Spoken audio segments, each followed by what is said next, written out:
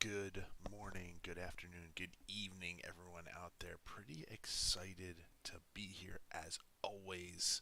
I am Rob Petrosino. I am an emerging technologist, a futurist, a individual who is super interested about new technology and how it applies to the world. If you've never been to a Synth Reality podcast, that's what we're doing today. Tech talk, however you want to call it.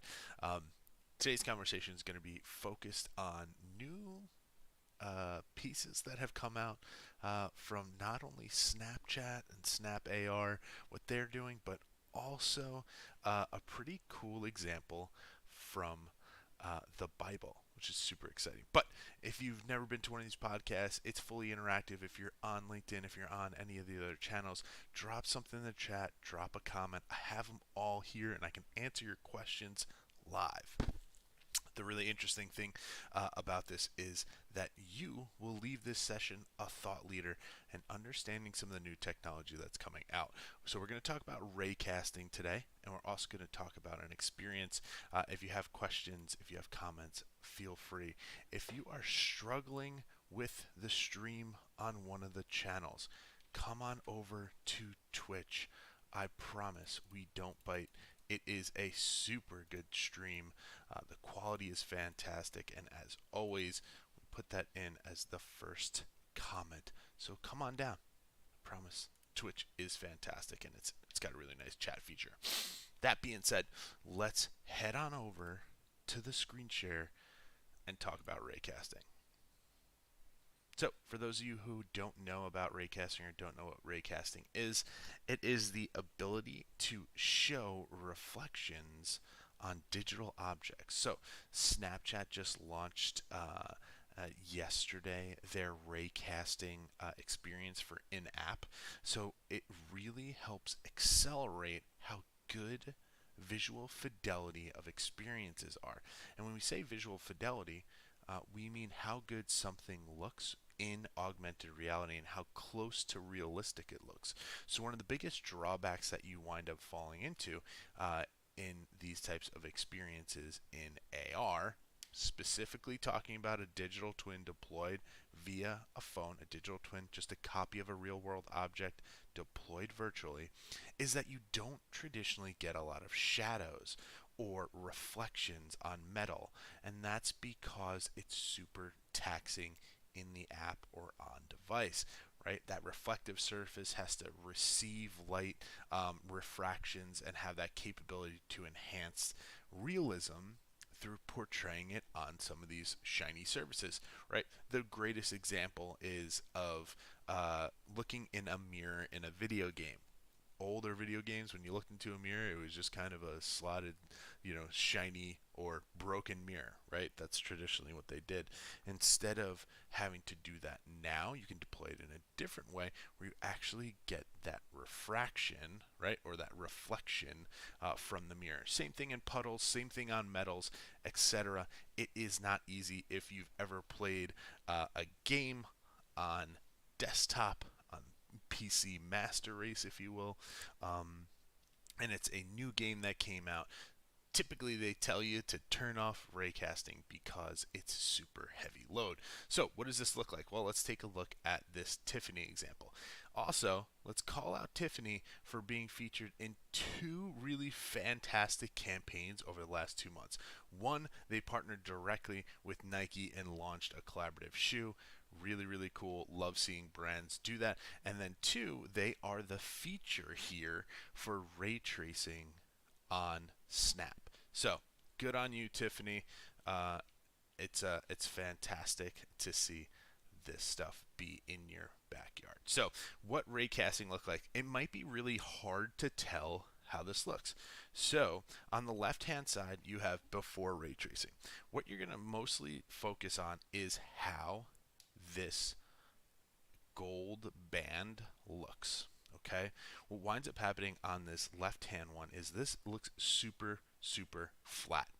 Okay, and the reason it looks flat is because there is no ray tracing, which means there's no reflection on that piece of metal related to the box or related to anything else around it. So you get a very, very flat feel. You get no idea of where the focal plane of light is coming from, and that light does not help bend visually what the metal looks like. On the right hand side, we see what ray tracing looks like. So what it does here, it allows you to see that some of this black is going to be reflected off of the box here, as well as some of the highlights in white, which would be hotspots from the visual world or the light source, right? So we're getting these hotspots on the front.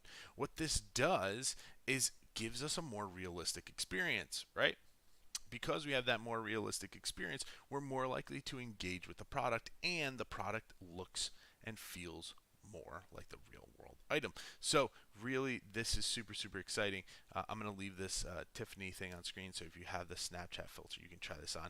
What's really cool about the filter is not only can you drop it in the world camera, so that is traditionally the camera that faces the outside, okay?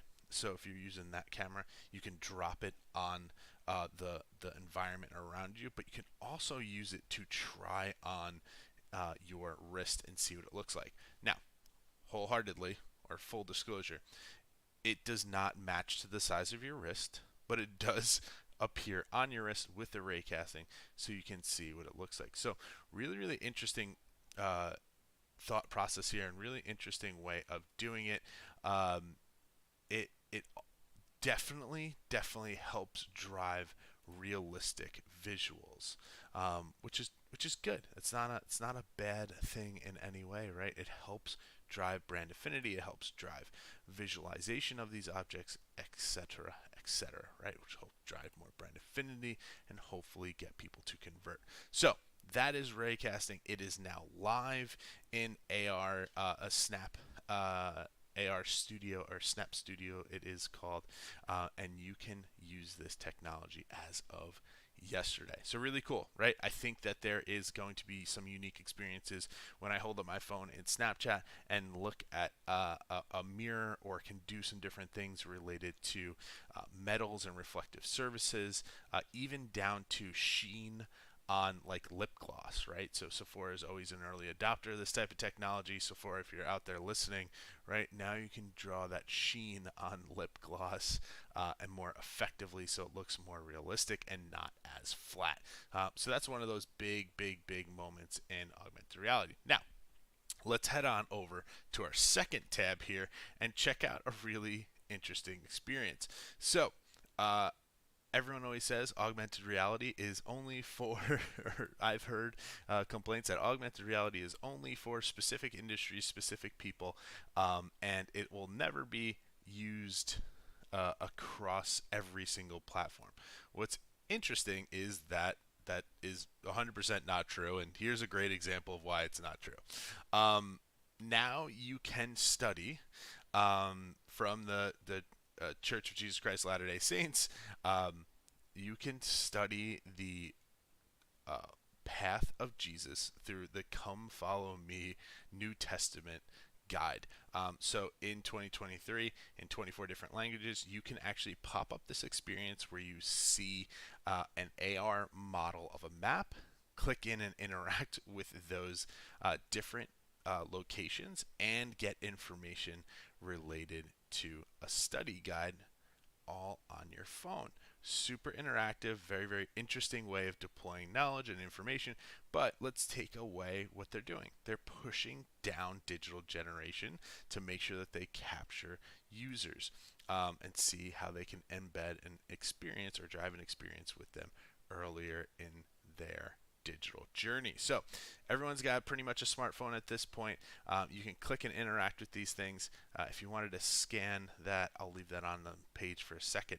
It'll directly link you to the New Testament studying tool. But here's some other screenshots of what it looks like. So as I have this 3D topographical map of the city of Jerusalem, I get these different points that I can highlight on. So when I tap on those, I actually can see and visualize that information related to it directly, not only in the Bible, but also the study guide that accompanies it.